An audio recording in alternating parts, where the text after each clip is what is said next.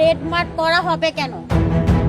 আমি তো বিচার চাচ্ছি। অবশ্যই আমি আমার জীবন নিয়ে আশঙ্কার মধ্যে আছি। রামেশের বিচারের জন্য আপনারা রাস্তায় নামছেন।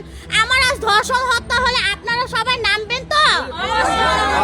আমার হত্যা করা হবে না, আমাকে ধামাচাপা দেওয়া হবে না, এটার গ্যারান্টি কে? আমি তো এখন নিজের সেফটি নিজে দেখতেছি না। আমি তো এখানে রাজনীতির জন্য আর রাস্তায় আসি নাই, আমি আসছি একটা ধর্ষণের বিচার চাওয়ার জন্য।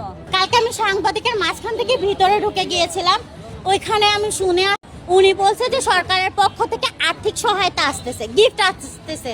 যখন আমি জিজ্ঞেস করি কিসের গিফট, বলে আর্থিক সহায়তা। আমি এটা যখন বের হয় আমাকে অনেক মিডিয়া জিজ্ঞেস করছে আপনি ভিতরে গেছেন, কি হয়েছে ভিতরে? আমি বলছি আমাকে এইভাবে বলা হয়েছে। আসার পর ওইটা কালকে শেষ, এটা মিডিয়া হয়েছে। এইখানে এখন আনিসুর রহমান, যেটা হচ্ছে মনে হয় বিএনপির, ওনার সাথে আমিনুর সাহেবের সাথে যেহেতু কানেকশন পেয়েছে, উনি এখানে পোস্টের মাধ্যমে বলেছে যে আমরা কালকে আমিনুর সাহেব আসবে বিধায় 5টা থেকে রাত 9টা পর্যন্ত আমরা সড়ক বন্ধ করে রেখেছি। আমরা তো সড়কের কাছে যাই নাই, যেহেতু প্রধানমন্ত্রী আসবে আমার রামেশের বাসার সামনে অবস্থান নিয়েছে, আমরা সড়ক বন্ধ করি না। এইখানে বলছে সবার নাকি বাসায় কন্যা সন্তান আছে, ওনারা হচ্ছে রাস্তায় পড়েছিল, আচ্ছা এটা মানলাম।